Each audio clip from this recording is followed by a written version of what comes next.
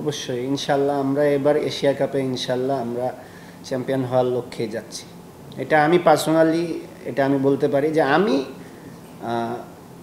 Champion হওয়ার জন্যই যাচ্ছি। আর ইনশাল্লাহ ড্রেসিং রুমে এটা সবাই বিলিভ করে, বিশেষ করে এখন আমাদের যেরকম এনভায়রনমেন্ট আছে, সবাই যেরকম এফোর্ট দিতেছে, ইনশাল্লাহ আমরা সবাই বিশ্বাস করি আমরা এবার চ্যাম্পিয়ন হওয়ার জন্যই যাব। হ্যাঁ, আমার পার্সোনাল যদি বলেন তাহলে বলবো যে এটা একটা ইন্টারন্যাশনাল ম্যাচ। অবশ্যই আমাদের প্রত্যেকটা ম্যাচ জেতার জন্য যাওয়া উচিত। টিম কি চিন্তাভাবনা করতেছে, টিমও আমি যতটুক জানি ঠিক একই রকম চিন্তাভাবনা করতেছে। ইন্টারন্যাশনাল ম্যাচ, প্রত্যেকটা ম্যাচ জিততে হবে, একই এফোর্ট দিয়ে খেলতে হবে, কোনো মানে এটাকে মানে লাইটলি নেওয়ার কোনো চান্স নেই। তো এরকমই চিন্তাভাবনা যে আমাদের প্ল্যান এরকমই থাকবে, আমরা যেরকম ধরনের ক্রিকেট খেলি যে কোনো টিমের সাথে ওরকমই খেলবো। তো এরকমভাবেই প্রিপেয়ার্ড হব আমরা যেন ভালো পারফরমেন্স করতে পারি। আমি নর্মালি এত গোল সেট করি না আসলে, কারণ টি-20তে আমার ব্যাটিংটা মানে সার্টেন চেঞ্জ হয়ে যায়, কখনো আগে যেতে হয় কখনো, তো আসলে ওরকম গোল সেট করাটা খুব ডিফিকাল্ট হয়ে যায়। ওইরকমই গোল থাকে, যে ম্যাচে যে পজিশনে যাব, যদি 5-এ ব্যাটিং করি একটু বড় রান করার, আর যদি 7-এ কিংবা 6-এ ব্যাটিং করি তখন কুইক যত কম বলে যত রান করি, এরকমই। এর চেয়ে বেশি গোল করা আমার জন্য পসিবল হয় না আসলে। প্রতিদিনই চ্যালেঞ্জ আসে, প্রতিদিনই নতুন নতুন ম্যাচে নতুন নতুন উইক জোন বের হয়, আবার ওটা রিফিল করতে হয়, আবার বের হয়। তো ওই চ্যালেঞ্জগুলো থাকবে। ইন্টারন্যাশনাল ক্রিকেট ইজিলি হবে না, এটা আমি জেনে এখানে আসছি।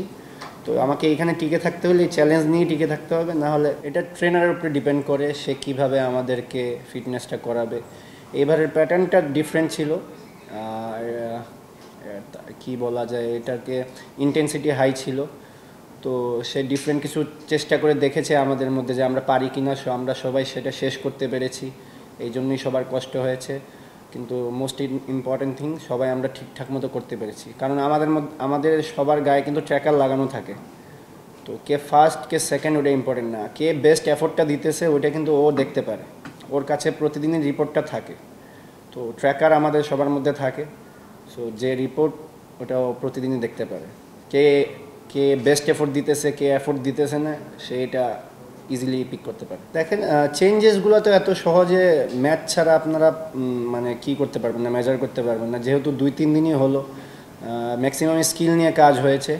তো এই স্কিলগুলাই আবার সামনে হয়তো সিলেটে আমাদের নেট হবে, ওইখানে আরও ডিফারেন্ট কিছু হবে। তো এত তাড়াতাড়ি কমেন্ট করাটা ঠিক হবে না যে কী ইমপ্রুভ হয়ে গেল কি না হলো, আরেকটু আমার মনে হয় সময় লাগবে। বাট আমরা আমাদেরকে যে কাজগুলো দেওয়া হয়েছে ওই কাজগুলো আমরা করার চেষ্টা করছি। সো এই সুইং প্র্যাকটিসগুলো কিংবা ডিফারেন্ট ড্রিলসগুলো এগুলো অবশ্যই কাজে আসবে। হ্যাঁ, অবশ্যই ভালো একটা ফিলিংস আছে যখন যে কয়টা সাউন্ড বের করতে বলে ওটা বের করা যায়, তখন ভালো লাগে। কিন্তু অনেক ফোর্স লাগে এটা বের করতে, সাউন্ডটা বের করতে ফোর্স লাগে, আরও এফোর্ট দিতে হয়। তো এই জিনিসগুলো কন্টিনিউয়াসলি কাজ করলে অবশ্যই কাজে দিবে। লাস্ট 2টা সিরিজ জিতা অবশ্যই অ্যাজ এ টিম আমরা এটাকে আমাদেরকে অনেক হেল্প করবে সামনের ম্যাচগুলোতে, বলেন নেদারল্যান্ড সিরিজ বলেন, এশিয়া কাপ বলেন। তো এই জিনিসটা আমরা ধরে রাখার চেষ্টা করব। আর একটা কি বললেন?